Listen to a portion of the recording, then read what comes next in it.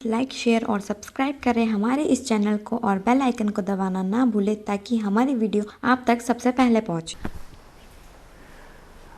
Good morning student, मैं अनुराग सूर्यवंशी और आज हम एलबीएस कॉलेज के चैनल पर आज पढ़ने वाले हैं भारतीय इतिहास। हमारा आज का चैप्टर है सिंधु सभ्यता। इसके बारे में हम समझने वाले हैं कि भारतीय इतिहास जब स्टार्ट हुआ फर्स्ट टाइम से, प्राचीन इतिहास जिसको हम बोलते हैं, जो हमारा फर्स्ट स्टार्टिंग पॉइंट होता है सिंधु सभ्यता। वहाँ से हम लोग देखते हैं कि हम कैसे स्टेप बाय स्टेप, सन बाय सन कैसे हम आगे बढ़ते गए और उसको आगे डील करते हो समझते चले जाएंगे। ठीक है, जैसे आप लोग देख रहे हैं फर्स्ट हमारा है सिंधु सभ्यता। इसके आगे हम स्टार्ट करते हैं। सिंधु सभ्यता हम लोग देखते हैं कि हम ये कैसे स्टार्ट हुई, कैसे हमने इसको खोजा, कैसे कौन कौन ने खोजा और क्या क्या चीज़ें हमको वहाँ से प्राप्त हुई। ठीक है, और आज हमारे लिए वो क्या कितनी इंपॉर्टेंस होती है ये चीज़ हम देखना चाहते हैं। तो हमारा फर्स्ट चैप्टर आज है इंडस। इसको हम एक नए नाम से ही बोल सकते हैं, हड़प्पा सभ्यता ही बोला जाता है इसे, है ना। तो हम फर्स्ट देखते हैं इसमें हमारा सिंधु सभ्यता।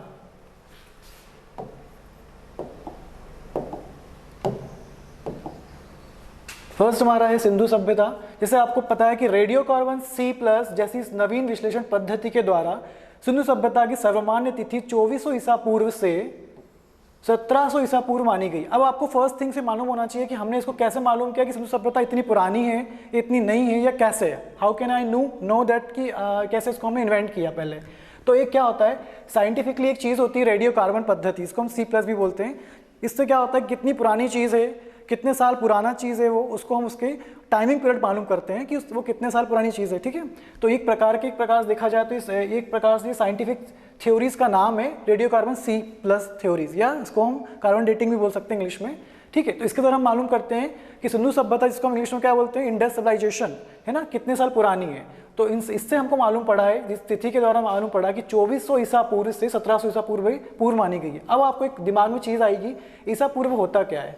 ठीक है, जिसको हम मानते हैं क्रिश्चियनिटीज जो होती है ना, क्रिश्चियनिटीज उसके पहले आने के पहले और उसके बाद की तिथि को हम मानते हैं ईसा पूर्व, है ना, ये चीज़ें होती है। तो 2400 से लेकर हम 1700 तक की चीज़ों को हम काउंट करेंगे यहाँ पे।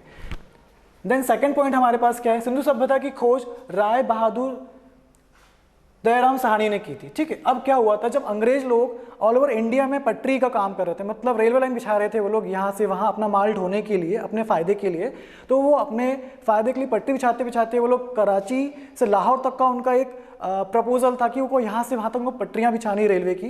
तो वहीं पे वो खुदाई करना शुरू करते हैं। पर क्या होता है, खुदाई करते करते जब जगह को संपल किया जाता है रेलवे ट्रैक बिछाने के लिए, तो वहाँ पे उनको खुदाई करते करते कुछ चीज़ें मिलना शुरू हुई। तो जैसे कि कि अंग्रेज लोग काफ़ी लालची लोग होते हैं, काफ़ी कि यहाँ कुछ शायद मिल रहा होगा, तो कुछ चीज़ें मिली वहाँ पे, ईंट वगैरह कुछ चीज़ें। उन्हें लगा शायद हो सकता है कुछ और यहाँ पे कुछ गोल्ड वगैरह मिल जाए, तो उन्होंने खुदाई करना तेज कर दिया। इसी प्रकार से उन्होंने एक क्या किया कि 1861 में उन्होंने एक इंडियन, इसको हम बोलते हैं ASI, है ना, आर्कियोलॉजिस्ट सर्वे जो होता है, उसकी एक स्थापना करी और उनका सदस्य बनाया गया, बहुत सारे मेंबर्स बनाए गए। साथ में एक व्यक्ति को रखा गया, राय बहादुर दयाराम साहनी को भी, जिन्हें उसका रिस्पॉन्सिबल बनाया गया कि आपको इस जगह को क्या करना है, खुदाई करवानी है और यहाँ पे जो भी चीज़ मिलती है उसको आपको चीज़ें बतानी है, हमको कैसे क्या चीज़ें मिल रही है आपको बताना है। ठीक है, तो इसका जो दयाराम साहनी को इसका उत्खनन करता है फाउंडर माना गया है। क्यों? क्योंकि उस टाइम पे इस व्यक्ति को वहाँ पे उसका पूरा रिस्पॉन्सिबिलिटीज़ दिया गया कि आपको देखना है जो भी हो रहा है यहाँ पे, इसको आपको एनालिसिस करना है। ठीक है, वैसे ही हम कभी क्वेश्चन आता है एग्जाम में हमारी कि सिंधु सभ्यता की खोज किसके द्वारा की गई, तो हम क्या आंसर देंगे, राय बहादुर साहनी के द्वारा की गई। ठीक है, और कभी पूछता है वो सन, क्या पूछेगा, सन किस सन में किया गया, तो आपको बताना है 1922। ठीक है, कभी कोई क्वेश्चन ये भी बनता है कि सिंधु सभ्यता, ठीक है, सिंधु सभ्यता की खोज की गई, तो यहाँ पे क्या होता है, मैंने आपको बताया 1922 मैंने बोला है। तो सिंधु सभ्यता में क्या हो, बहुत सारे अलग अलग प्लेस मिले हैं। तो हम जिस प्लेस की बात कर रहे हैं उस प्लेस का नाम क्या है हमारे पास, मोहनजोदाड़ो, हड़प्पा, कालीबंगन, है ना, चनुदड़ो, कोटदीजी, इस टाइप से बहुत सारे अलग अलग प्लेस मिले हैं। तो जो हमको एक प्लेस मिला जो बहुत ही इंपॉर्टेंट प्लेस है, जो हम लोग सबके सामने रहा है और कहीं ना कहीं उसके ऊपर मूवी बन चुकी है, नाम क्या है उसका, मोहनजोदाड़ो। जो सिंधु सभ्यता का बहुत ही इंपॉर्टेंट प्लेस था, वो क्या नाम था, मोहनजोदाड़ो, जिसका इन्वेंट किस सन में किया गया था, 1921 में किया गया था एग्जैक्टली। ठीक है, तो हम आगे आते हैं। इसके बाद सिंधु सभ्यता को प्राग ऐतिहासिक या प्रोटोहिस्टोरिक अथवा कांस या ब्रोंज युग में रखा जा सकता है। इस सभ्यता के मुख्य निवासी द्रविड़ एवं भूमध्य सागरीय थे। अब आपको पता होना चाहिए कि इसे हम कांस या ब्रोंज सभ्यता क्यों कहते हैं सिंधु सभ्यता को, क्योंकि वहाँ पे उन लोगों को लोहा जिसको हम बोलते हैं आयरन, है ना, उसका उन लोग को ज्ञान नहीं था, उन लोग को इसके बारे में कुछ भी नहीं पता था। जो भी उनकी तलवारें या जो भी उनको यूटिलाइज करते थे, यूटिलाइजेशन जो भी करते थे वो लोग एलिमेंट्स वगैरह, वो कास्ट इवन दैट ब्रोंज से वो उनको ब्रोंज के बारे में मालूम था, उनको लोहे के बारे में नहीं मालूम था। इसलिए उस सभ्यता को कास्ट युगीन या ब्रोजनाइजेशन ब्रोजनाइजेशन सभ्यता भी बोला गया है। ठीक है, वैसे हम आगे देखते हैं सभ्यता के मुख्य निवासी द्रविड़ एवं भूमध्य सागरीय थे। ठीक है, इनका थोड़ा सा बनावटी जैसे हम मानते हैं, जैसे हमारे आज के साउथ इंडियन लोग देखते होंगे थोड़े थोड़े हल्का सा मिक्सअप होता है जो टेक्सचर्स है ना, लाइक दैट।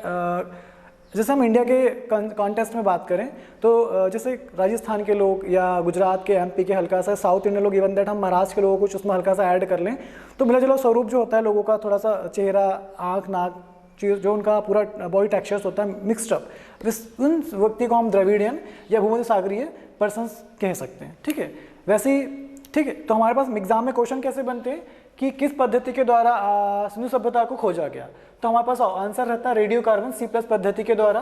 देन सेकंड चीज़ क्या होती है हमारे पास, ऑप्शन आता है, मान लीजिए कि सिंधु सभ्यता की डेट बताइए, कब से कब तक किस पीरियड में रही वो, तो डेट हमारे पास रहती है 2400 से लेकर, इसको हम ईसा पूर्व बोलेंगे, से लेकर 1700 ईसा पूर्व तक। ठीक है, ईसा पूर्व क्या होता है, क्या होता है ईसा पूर्व? ईसा जन्म होने से पहले की घटना है। ईसा के बाद मतलब होता है ईसाई धर्म में शुरू होने के बाद की घटना है, मतलब ईसा मसीह जो क्रिश्चियनिटीज़ के सारे मेन व्यक्ति माना जाता है, उनके पहले की घटना है, उनके बाद की घटना है। तो बाद की घटना होगी तो ईसा बाद की, और पहले घटना होगी तो हम उसको ईसा पूर्व बोलते हैं, है ना। देख सेकंड हमारे पास क्या था कि सिंधु सभ्यता की खोज राय बहादुर दयाराम साहनी ने की थी। ठीक है, और आगे हम चलते हैं इसके अलावा फिर नेक्स्ट स्लाइड हमारे पास है, इसमें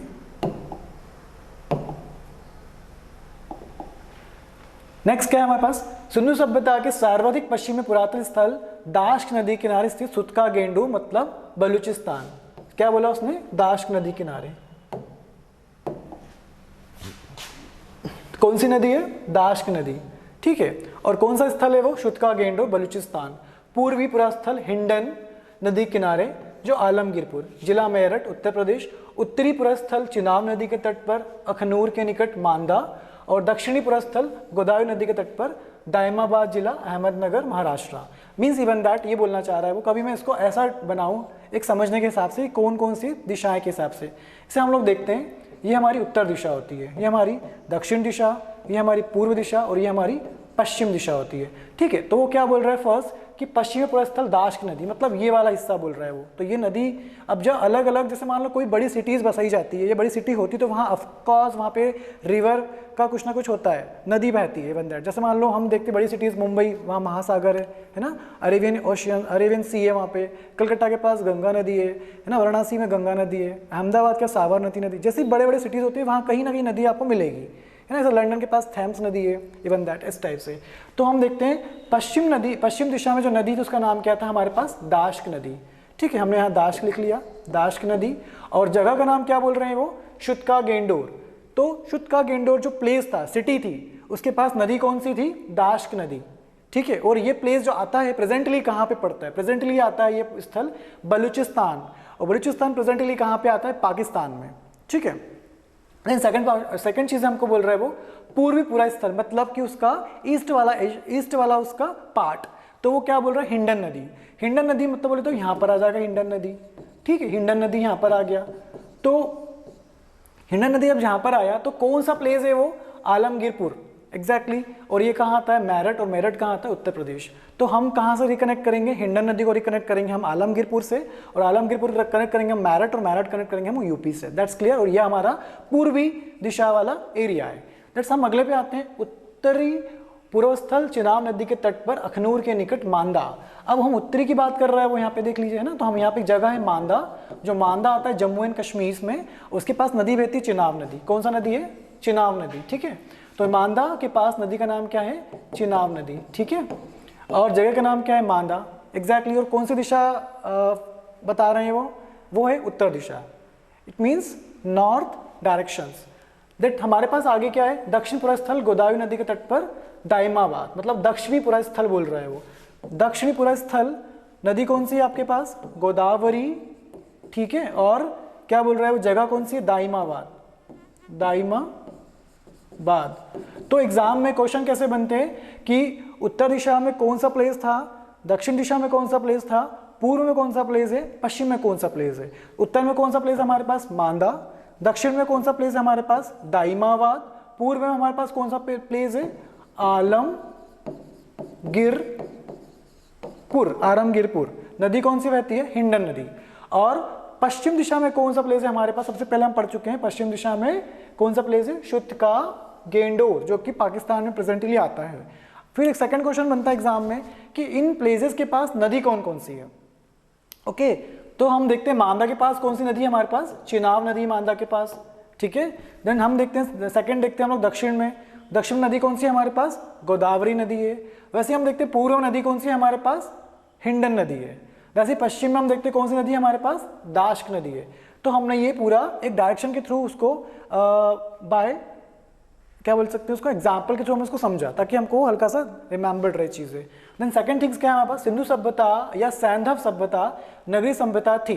कौन सी सभ्यता थी, ये नगरी है। नगरी मतलब होता है काफी ज्यादा क्या होती है, वाइब्रेट, मतलब वो ज्यादा ये टेक्निकल लोग थे, ज्यादा वो ज्यादा ये डेवलपमेंट लोग थे, ज्यादा हाइब्रिड लोग थे ये नगरी सभ्यता। सैंधव सभ्यता से प्राप्त परिपक्व अवस्था वाले स्थानों में केवल 6 माह को ही बड़े नागरिक की संज्ञा दी गई है। यह है मोहनजोदड़ो, हड़प्पा, गढ़वारीवाला, धोलावीरा, राखीगढ़, कालीबंगन या बंगा भी बोलते हैं उसको, ठीक है। ये सब चीज़ें क्या है, ये सारे खोजे गए एंशिएंट प्लेस है। इन सब को मिला के एक जगह बनती है, इसको हम बोलते हैं इंडस्ट्रियलाइजेशन या सिंधु सभ्यता। इन सब प्लेस को मिलाकर हम ये चीज़ बोलते हैं। पता है, एक चीज़ बताता हूँ मैं आपको, आज का जो इंडिया है, पाकिस्तान है, उसके बाजू में लगाया क्या है, अफगानिस्तान। इन तीनों स्टेट्स इन तीनों कंट्रीज को मिला के सिंधु सभ्यता वहाँ पे इस्टेब्लिश थी, ठीक है। तो हम आगे आते हैं, तो जगह के नाम हम लोग पढ़ते हैं आगे, फिर जगह के बाद हमको वहाँ पे क्या मिला, किसने उसको फाउंड किया, किस सन में फाउंड किया, कौन सी नदी मिली है, ये सारे क्वेश्चन एग्जाम में आते हैं, इनको हम आगे पढ़ेंगे और आगे समझेंगे, ठीक है। तो नेक्स्ट हमारे पास क्या चीज़ है, हम नेक्स्ट देखते हैं। नेक्स्ट हमारे पास अगला पॉइंट है फिर ठीक है। नेक्स्ट क्या है, स्वतंत्र प्राप्ति पश्चात हड़प्पा सभ्यता के सर्वाधिक स्थल गुजरात में खोजे गए। क्या बोल रहे हैं वो, स्वतंत्रता के पश्चात की बात चल रही है यहाँ पे, थोड़ा ध्यान से आप देखिएगा इस चीज को। स्वतंत्रता के बाद नहीं बोला, स्वतंत्रता के पश्चात मतलब पहले नहीं बोला उसने, बाद बोला है ना। प्राप्ति पश्चात मतलब बाद में। तो एग्जाम में क्वेश्चन बनता है स्वतंत्र प्राप्ति के बाद और इसके पहले। तो पहले का तो हमको कुछ लेना देना है ही नहीं, हम बात की बात करेंगे। एग्जैक्टली एग्जाम में हमारा बात के क्वेश्चन बनते हैं। तो क्या खोजा गया पश्चात, हड़प्पा संस्कृति के सर्वाधिक स्थल गुजरात में खोजे गए। सर्वाधिक स्थल कहाँ खोजे गए, गुजरात में। मतलब जो सबसे ज्यादा प्लेसेस मिले, सिटीज मिली है, वो हमारे किस स्टेट में मिली है, वो गुजरात में मिली है, ठीक है। नेक्स्ट हमारे पास क्या है, लोथल एवं शुतकोतदा सिंधु सभ्यता का बंदरगाह था। बंदरगाह इट मीन्स जैसे कि आज हम देखते प्रेजेंटली मुंबई, जो भी हमारे कोस्टल एरिया के पास होते हैं, जहाँ से जहाज आते जाते हैं, इंपोर्ट एक्सपोर्ट बिजनेस होता है हमारे ऑल ओवर कंट्री के साथ, उसको हम कोस्टल एरिया बोलते हैं। और कोस्टल एरिया के पास क्या होती है, बहुत सारे पोर्ट्स होते हैं, इसको इंग्लिश में हम पोर्ट्स, हिंदी में बंदरगाह बोलते हैं। और काफ़ी सारा हमारा इंपोर्ट एक्सपोर्ट होता है अदर कंट्री से। तो वैसे उस टाइम पे किससे होता था, लोथल और सुतकोतदा से। सुतकोतदा और लोथल कहाँ पे आते हैं, ये कहाँ आते हैं, गुजरात में आते हैं, एमपी में, गुजरात में आते हैं, इंडिया में आते हैं, ठीक है। तो लोथल और सुतकोतदा, ठीक है। आगे हम देखते हैं, जुते हुए खेत और नक्काशीदार ईंटों के प्रयोग का साक्ष्य कालीबंगन से प्राप्त होता है। मतलब ये बोलना चाह रहे हैं वो कि सारे अलग अलग सिटीज़, अलग अलग प्लेसेस से अलग अलग चीज़ें हमको मिली है। जैसे अभी हम आगे पढ़ेंगे, जैसे आप देख रहे हो यहाँ पे, ये क्या दिख रहा है आपको, क्या समझ में आ रहा है, नक्काशीदार जुते हुए खेत, और ये क्या है, यहाँ पे घर बने बहुत बड़े बड़े। तो क्या बोल रहा है, ईंटों का प्रयोग किया गया। नक्काशीदार ईंटें मतलब जो डिजाइनिंग वाली ईंटें होती है ना, उनका यूज़ किया। देखो आप चित्र में आपको समझ में आ रहा होगा, देखो डिजाइनिंग वाली ईंटें जो बनी, इससे क्या उनका पूरा एक साम्राज्य बना हुआ था, ठीक है। और क्या मिले उनको, जुते हुए खेत, मतलब वहाँ पे वो खेती भी करते थे, इसका साक्ष्य मिलता है हमारे को। एग्जैक्टली है ना, ये सारे क्वेश्चन हमारे एग्जाम में आते हैं। तो हम अगला क्वेश्चन पढ़ते हैं, अगले पेज पर आते हैं हम लोग। अगला हमारा क्या है, मोहनजोदड़ो से प्राप्त स्नानागार संभवतः सैंधव सभ्यता की सबसे बड़ी इमारत है। अब जैसे मान लो वो बोल रहा है कि मोहनजोदड़ो से प्राप्त, किससे प्राप्त है, मोहनजोदड़ो से प्राप्त। मोहनजोदड़ो एक प्लेस है, वहाँ का सबसे बड़ा प्लेस है किसका, इंडस्ट्रियलाइजेशन का। सिंधु सभ्यता का सबसे बड़ा प्लेस क्या है, मोहनजोदड़ो। तो वहाँ का सबसे बड़ा प्लेस का जो बड़ी इमारत मिली वो क्या है, स्नानागार। जो हमारा आज का स्विमिंग पूल होता है ना, बड़ा सा स्विमिंग पूल, आगे पिक्चर भी दिखाऊंगा मैं उसका आपको, वैसा ही उस टाइम पे स्नानागार होता था, ठीक है। जो आज उस टाइम की सबसे बड़ी इमारत या उसको मुझसे बहुत बड़ा प्लेस मिला है कोई, तो वो है हमारे पास स्नानागार जो हमको मोहनजोदाड़ो से प्राप्त हुआ है। आप चाहो तो इसकी एक मूवी बनी है, ऋतिक रोशन ने इसमें और दिशा पाटनी करके, दोनों इन्होंने रोल किया है मोहनजोदाड़ो मूवी में। आप एक बार उसको देखिए तो आपको प्रॉपर पूरा मूवी थोड़ा सा समझ में आ जाएगा। ठीक है, अब वहाँ पे क्या होता है, आयातित वस्तुएं, मतलब कौन कौन सी वस्तुएं वहाँ से आयातित करते थे, कौन कौन सी वस्तुएं निर्यातित करते थे। ठीक है, तो आयातित वस्तु में कौन कौन सी चीज़ें आएगी हमारे पास, तांबा, चांदी, सोना, टिन, गोमेद, लाजवर्त, शीशा।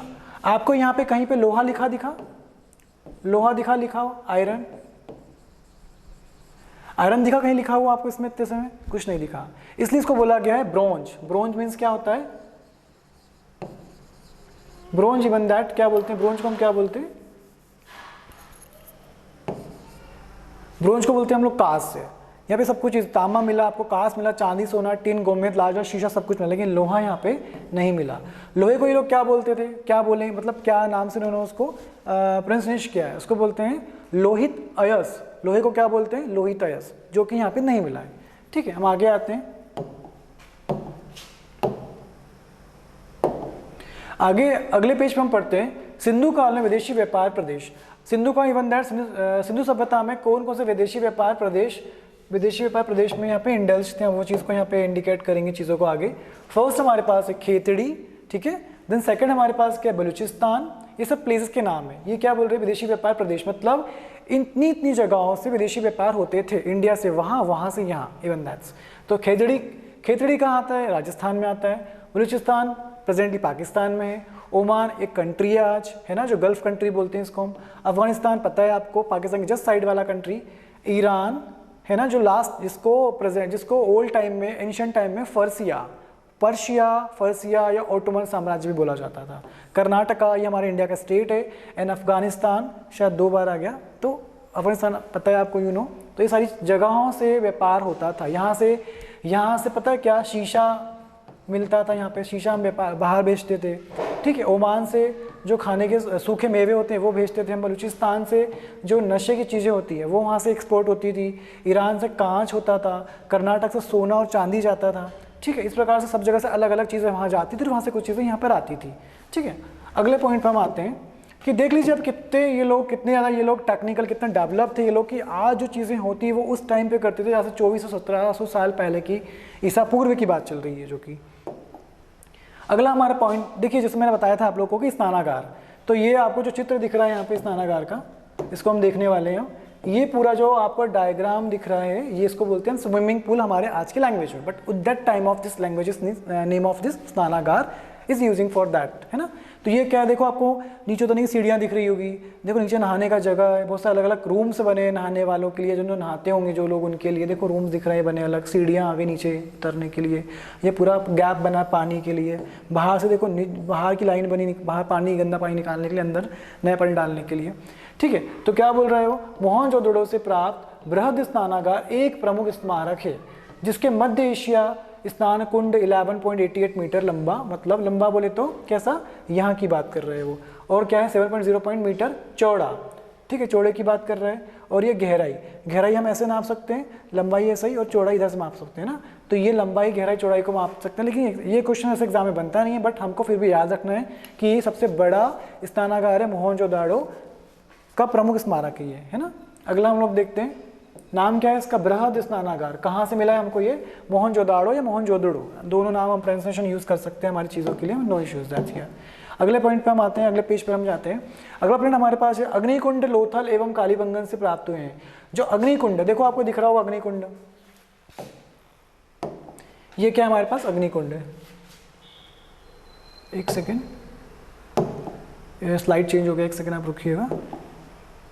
ये आए हमारे पास, ये दिख रहा है आपको अग्निकुंड, ये अग्निकुंड है। ठीक है, तो ये कहाँ से मिला है आपको, लोथल और कालीबंगन। ठीक है, लोथल कहाँ आता है पता है आपको, यही पता है कहाँ से, दोनों प्लेस हैं, किसके प्लेस हैं, सिंधु सभ्यता के प्लेस हैं, जो कि उस टाइम पे इन सब चीज़ों का यूज़ होता था, अग्निकुंड वगैरह। तो ये अग्निकुंड हमको वहाँ से प्राप्त हुआ है। कहाँ से प्राप्त हुआ, लोथल और कालीबंगन से। ये एग्जाम में क्वेश्चन बनते हैं कि अग्निकुंड कहाँ से मिला, है ना, स्नानागार कहाँ से मिला। सबसे बड़ी स्मारक कौन सी होती है, कौन कौन से प्लेस हैं, उनके नाम क्या हैं, कब मिले वो, कौन सी रिवर के पास थे वो, किस सन में खोजा गया, किसने खोजा उनको, वहाँ पे क्या क्या चीज़ें मिली है, इन से रिलेटेड चीज़ें आपके 1 लाइन फैक्टर्स क्वेश्चन में एग्जाम में यहाँ पे क्वेश्चन बनते हैं। ठीक है, तो हम आगे चलते हैं, आगे हमारा आगे का पॉइंट हम देखते हैं। आगे हमारे पास अगला पेज है, नेक्स्ट पेज, मोहनजोदड़ो से प्राप्त एक शील पर 3 मुख वाले देवता जिसको हम बोलते हैं पशुपतिनाथ की मूर्ति मिली। उनके चारों ओर हाथी, घोड़ा, चीता, भैंसा विराजमान है ना। मोहनजोदड़ो से नर्तकी की एक कांस्य मूर्ति मिली। हड़प्पा की मोहरों पर सबसे अधिक एक शंगी पशु का अंकन मिलता है। मनके बनाने के कारखाने लोथल एवं चन्हुदड़ों से मिलते हैं। देखो इसमें बहुत सी चीज़ें ऐसी जो एग्जाम में बिल्कुल इंपॉर्टेंट चीज़ें हैं। पहले बोल रहा है वो एक शील पर 3 मुख वाले, एक शील पर 3 मुख वाले, एक शील मतलब होता है एक पत्ते के ऊपर क्या हुआ 3 मुख वाले भगवान मिले, इसको हम बोलते हैं ब्रह्मा विष्णु महेश, है ना। ये हो गया हमारे, इसको हम पशुपतिनाथ भी बोल सकते हैं आज की लैंग्वेज में या तब की लैंग्वेज में, ठीक है, आज भी हम मानते हैं। ठीक, उनके चारों ओर क्या क्या है, हाथी, घोड़ा, चीता, भैंसा विराजमान, मतलब कहीं ना कहीं वो उनकी जो सत्ता थी उस टाइम पे वो क्या थी, ईश्वरीय सत्ता थी, मतलब कहीं ना कहीं भगवान को वो लोग पूछते थे, मानते थे। इसका मतलब ये इट्स अ प्रूफ दैट्स, है ना। अगला हमारे पास क्या है, मोहनजोदड़ो से नर्तक की एक कास्ट मूर्ति मिली। मतलब आपने साथ 9-10 बुक में पढ़ा होगा कि एक डांसिंग गर्ल जिसको बोलते हैं, जो कास्ट की बनी हुई, एक हाथ कंधे पे, कमर पे, एक हाथ उसका ऊपर चूड़ियाँ पहनी हुई और न्यूड है वो। और काय की बनी है वो, किस धातु की बनी है वो, ब्रॉन्ज की बनी, मतलब कास्ट की बनी हुई है। ठीक है, नेक्स्ट क्या बोल रहे हैं वो, हड़प्पा की मोहर पर सबसे अधिक अंकन एक शंगी पशु, मतलब एक सिंग वाले पशु का मिलता है, अंकन मिलता है, मतलब सबसे ज़्यादा मोहरें मिली है, उस पर सबसे ज़्यादा किसका चित्र मिला है हमको, एक शंगी पशु का चित्र मिला है हमारे को। ठीक है, देन इसके बाद क्या, मनके बनाने के कारखाने, मनके मतलब होता है हार, डिजाइनिंग वाले आपके नेकलेस, उनका क्या मिला, कारखाना मिला, मतलब फैक्ट्री मिली है। कहाँ मिली फैक्ट्री, लोथल और चन्हुदड़ो में मिली है। तो आप सोचो तो कितना वो हाइब्रिड हाईटेक पर्सन्स थे जो उनके पास फैक्ट्रीज थी, इतने ज़्यादा वो स्नानागार यूज़ करते थे, लाइक दैट आज का हम बोल सकते स्विमिंग पूल यूज़ करते थे, है ना। और भी चीज़ हम आगे पढ़ेंगे, सब कुछ चीज़ें आपको समझ में आती चली जाएगी धीरे धीरे, है ना। उनके पास डांसिंग गर्ल बनाने के लिए, उनके पास डांसिंग गर्ल बनाया प्रॉपर एक शेप में, तो मतलब कहीं ना कहीं उनके पास ढांचा रहा होगा उस शेप में बनाने के लिए, तो यू नो दैट्स। तो देखो यहाँ पे डायग्राम बना हुआ, समझ में आ रहा है आपको। देखो ये व्यक्ति बैठा हुआ है, उसके सिर पे क्या है, ये सिंग है उसके, और ये व्यक्ति का मुंह है आगे यहाँ पर, और ये कुछ चीज़ें उसको डिफाइन कर रही है डायग्राम के थ्रू। ठीक है, इस टाइप से हम नेक्स्ट अगले पॉइंट पे आते हैं। हमारे अगला पॉइंट हमारे पास क्या है फिर, सिंधु सभ्यता की लिपि भावचित्रात्मक, यह लिपि दाईं से बाएं लिखी जाती। जब अभिलेख एक से अधिक पंक्तियों का होता था तो एक पहली पंक्ति दाईं से बाईं, दूसरी पंक्ति बाएं से दाईं लिखी जाती थी। और क्या बोल रहे हैं वो, भावचित्रात्मक, मतलब कि आप देखेंगे कि भावचित्रात्मक मतलब चित्र बने होते थे, इस टाइप से चित्र बने होते थे। ये एग्जाम्पल चित्रों का है, चित्र बने, इसको हम बोलते थे भावचित्रात्मक लिपि। एग्जाम में आता है कि इंडस सिविलाइजेशन की जो भाषा थी, ये लिपि थी, वो कैसी थी, तो आप लिखोगे वहाँ पे भावचित्रात्मक। ओके, और जो लोग लिखते कैसे थे, ये लोग लिखते थे यहाँ से ऐसे ऐसे करके यहाँ जाते थे, फिर यहाँ से ऐसे करके यहाँ आते थे, मतलब कहाँ से कहाँ, दाएं से बाएं गए, फिर बाएं से वापस से कहाँ आ गए, दाएं आ गए, फिर दाएं से बाएं, वापस से बाएं से दाएं आ गए। तो ऐसा घूमते थे ये लोग, है ना, इस टाइप से लिखते थे ये लोग। और भावचित्रात्मक वहाँ की क्या थी, लिपि थी। तो एग्जाम में क्वेश्चन बनता है कि इनके लोग की लिपि कैसी, तो आप आंसर दोगे कैसा, कि लिपियाँ कैसी थी इन लोगों की, दाएं से बाएं और बाएं से दाएं, और भावचित्रात्मक लिपि। दैट्स क्लियरेशन। नेक्स्ट पेज विल हियर, आगे हम लोग आते हैं। आगे आप पास देखिए, आगे क्या है, सिंधु सभ्यता के लोगों ने नगरों और घरों के विन्यास के लिए ग्रिड पद्धति अपनाई। ठीक है, घरों के दरवाजे और खिड़कियां सड़क की ओर ना खुलकर अंदर की ओर खुलते थे। केवल लोथल नगर के घरों के दरवाजे मुख्य सड़क की ओर खुलते थे। सिंधु सभ्यता में मुख्य फसल थी गेहूं, और क्या था, गेहूं और जौ। ठीक है, सेंधावासी मिठास के लिए शहद का यूज करते थे। मिठास मतलब कुछ उनका टेस्टफुली, कुछ उनके लिए स्वीट्स चीज़ों के लिए, हम लोग मिठाई खाते हैं जैसे वो लोग शहद का यूज़ करते थे, प्रयोग करते थे। मिट्टी से बने हल का साक्ष्य बनमाली से मिलता है। अब एग्जाम में क्वेश्चन ऐसे बनते हैं कि हल का साक्ष्य कहाँ से मिला, वो प्लेस कौन सी है, बनमाली। ठीक है, फिर पूछते हैं वो लोग कि वहाँ की जो पद्धति थी, सड़कों का जो डिजाइनिंग था वो कैसा था, ग्रिड था। ग्रिड मतलब होता है ऐसा ऐसा जो क्रॉस टाइप में होती है ना, इसको हम बोलते हैं ग्रिड पद्धति। ये वहाँ की सड़कें थी, इस प्रकार एक दूसरे को आमने सामने काटती थी। अगला क्या बोल रहे हैं वो, घरों के दरवाजे खिड़कियाँ सड़क की ओर ना खुलकर अंदर की ओर खुलते, मतलब जो खिड़कियाँ जो हमारे घर के गेट क्या करते हैं हम लोग, ऐसे खोलते हैं बाहर, वो ना खुल के बाहर ना खुले, कैसे खुलते थे, वो अंदर खुलते थे, अंडरस्टैंड। ठीक, केवल लोथल नगर के घरों के मुख्य दरवाजे मुख्य सड़क की ओर खुलते थे, मतलब उनकी जो मेन सड़क थी वहाँ उस साइड खुलते थे। कौन से नगर के? सिर्फ लोथल नगर के, बस बाकी सारे नगरों के जो दरवाजे थे वो अंदर की तरफ खुलते थे, मीन्स अपोजिट साइड। ठीक है, नेक्स्ट हमारे पास क्या है? सिंधु सभ्यता मुख्य फसल कौन सी थी? गेहूं और जौ। मतलब ये कहीं ना कहीं मान सकते हैं कि वो लोग इन सब चीज़ों का ज्ञान था, वो लोग खेती करते थे और ये जो गेहूं जो होता था बाहर विदेशों में वो क्या करते थे? एक्सपोर्ट करते थे, वहाँ से कुछ अच्छी चीज़ों को इम्पोर्ट करते थे। और वो स्वीट्स के लिए शहद का यूज़ करते थे। और हल का साक्ष्य हमें कहाँ से मिला है? वनमाली से मिला है, जो कि हम लोग यहाँ पे देख सकते हैं। देखो यहाँ पे आपको ग्रिड वाली सड़कें मिलेगी यहाँ पे देखने को, है ना। इस टाइप की चीज़ें हम यहाँ पे डिफाइन कर सकते हैं। नेक्स्ट पेज पे जाते हैं हम लोग। अगला पेज हमारे पास क्या है? फिर अगला पेज हमारे पास है, नेक्स्ट पेज को हम नेक्स्ट वाले वीडियोस में उसको कंटिन्यू करेंगे।